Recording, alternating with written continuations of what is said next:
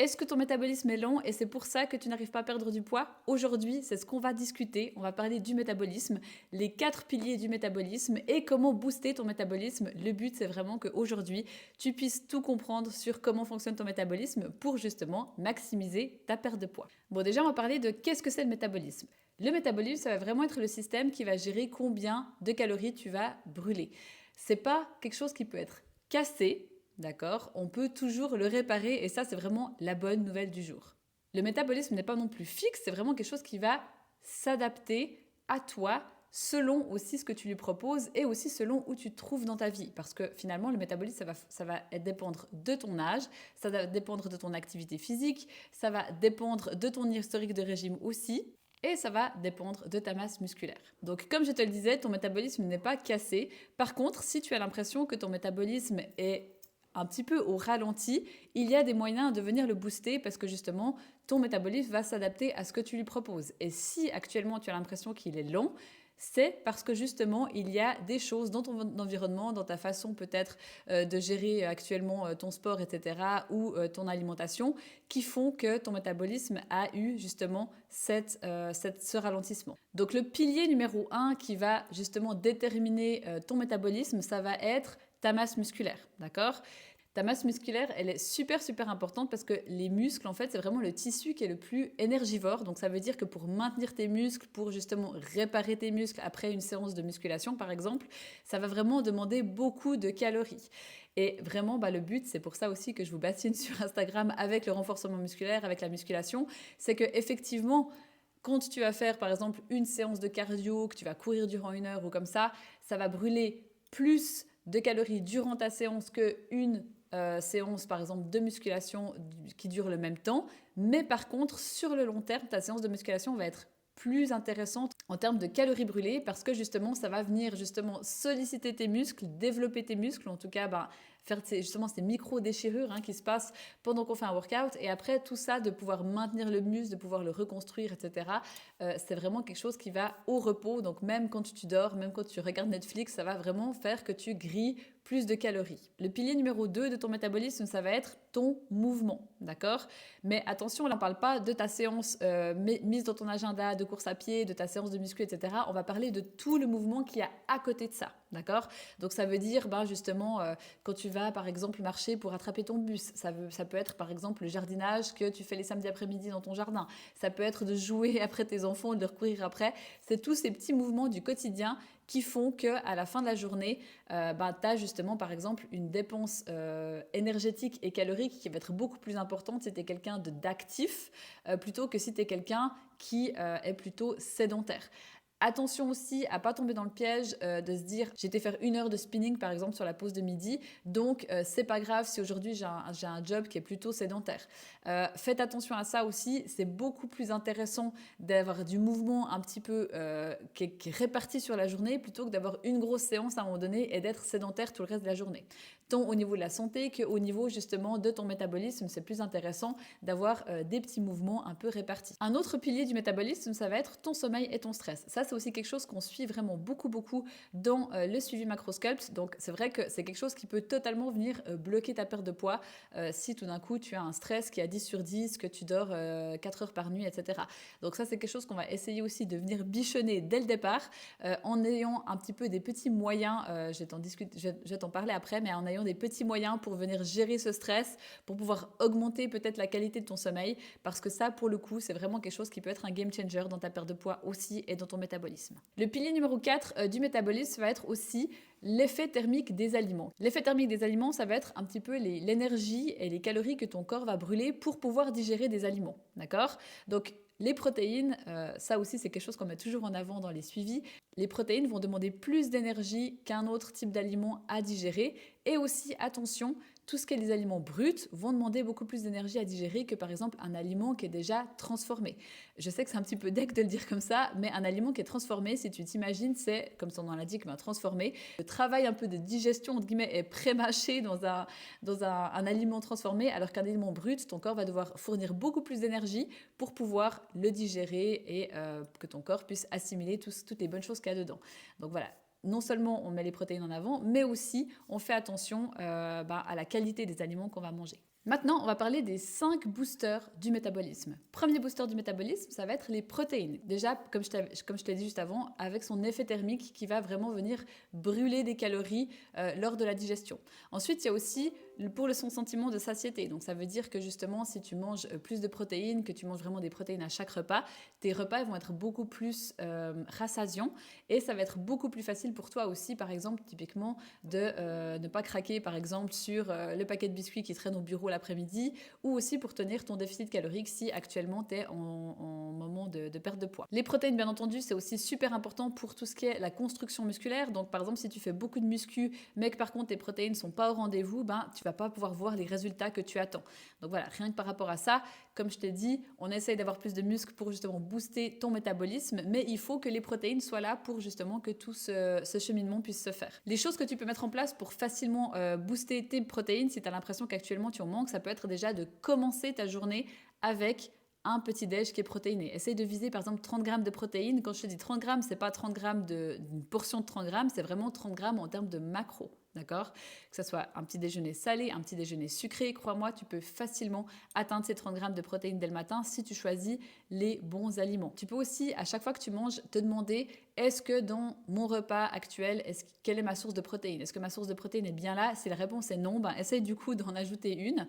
L'autre chose aussi que tu peux mettre en place, c'est simplement essayer de regarder actuellement où sont tes sources de protéines et simplement doubler la portion de ces aliments-là. Le booster numéro 2, ça va être de bouger plus. Mais attention, pas faire plus de sport, pas ajouter des séances, mais comme tu l'as compris, ajouter plus de petits mouvements au sein de ta journée. Ça peut être, justement, regarder tes pas, c'est quelque chose qu'on regarde vraiment dans Macroscope, on est retraqué tous les petits pas qu'on fait dans la journée pour avoir un petit peu une idée de où on se situe en dehors justement de nos workouts et nos sessions de sport. Ça peut être justement de prendre avec plaisir tous ces moments qui vont inclure du mouvement, donc que ce soit jardinage, faire les courses, jouer avec les enfants, etc.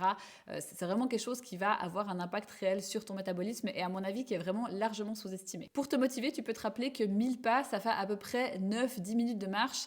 Donc c'est vrai que si par exemple tu essayes tous les jours de booster ta moyenne de pas de 1000 pas, c'est que ça en fait, c'est que 9 minutes, d'accord? Donc tu peux très bien répartir aussi ces 9 minutes comme tu veux dans la journée. Tu peux faire 2 minutes en plus le matin, 2 minutes en plus à midi, 2 minutes de plus le soir et 2 minutes dans l'après-midi encore.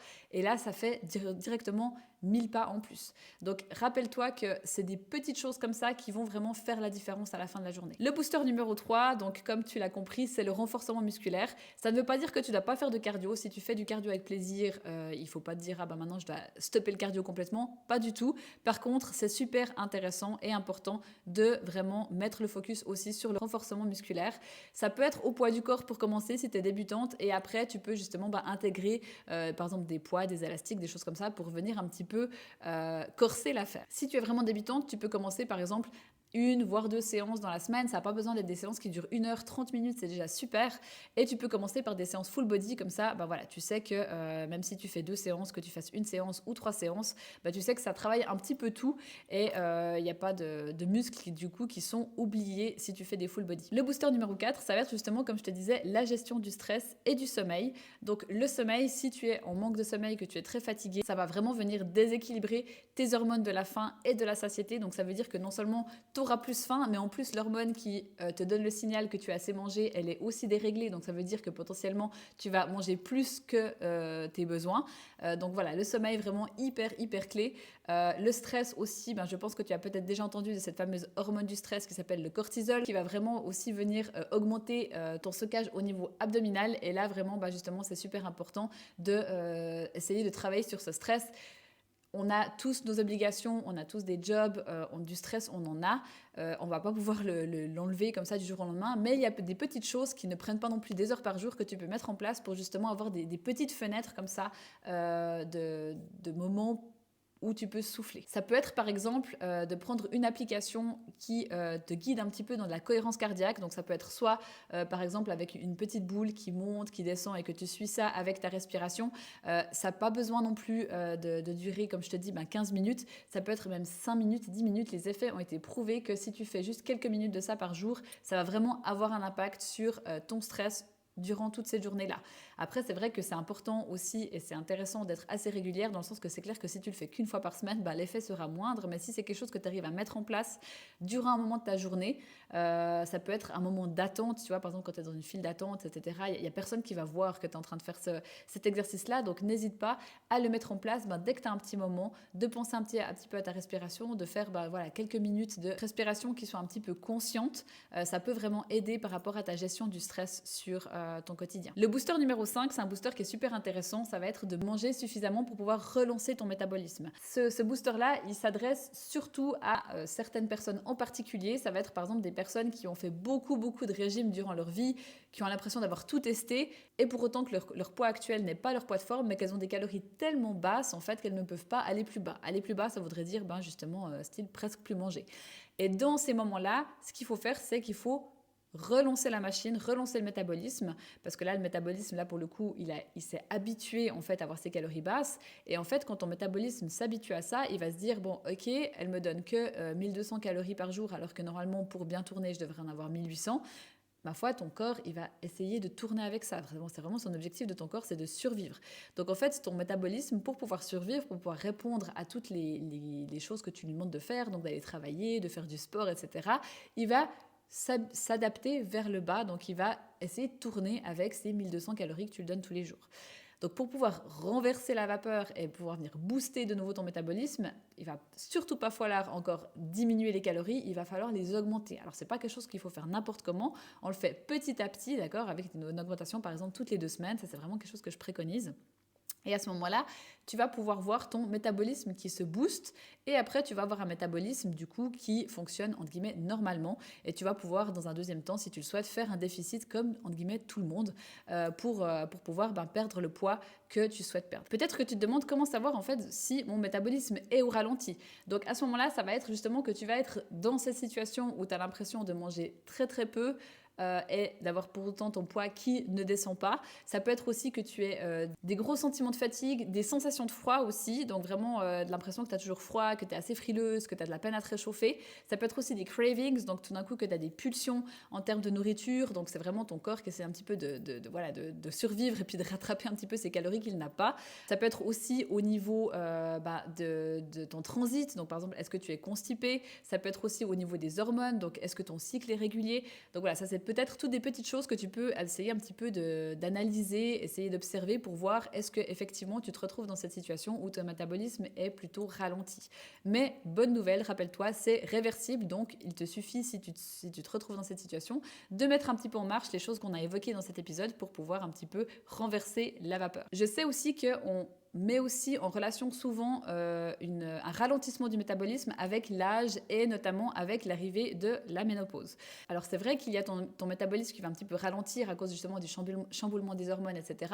Mais ce changement au niveau des hormones, il est minime, d'accord ? Souvent, en fait, ce qui se passe plus et qui a plus d'importance, mais qu'en fait, on n'en parle pas vraiment, c'est que durant peut-être cette période-là, ou en tout cas cette tranche d'âge-là, il y a peut-être aussi nos habitudes, en fait, qui vont changer. Et ça, pour le coup, ça va avoir beaucoup plus d'impact, le changement de tes habitudes, que les changements au niveau hormonal.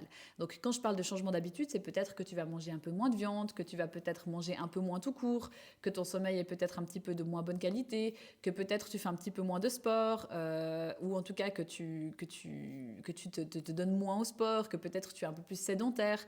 Donc rappelle-toi vraiment qu'il n'y a pas d'âge pour commencer le renforcement musculaire, il n'y a pas d'âge pour booster son métabolisme. Tu peux aussi très bien avoir un métabolisme qui fonctionne mieux à 60 ans qu'à 20 ans.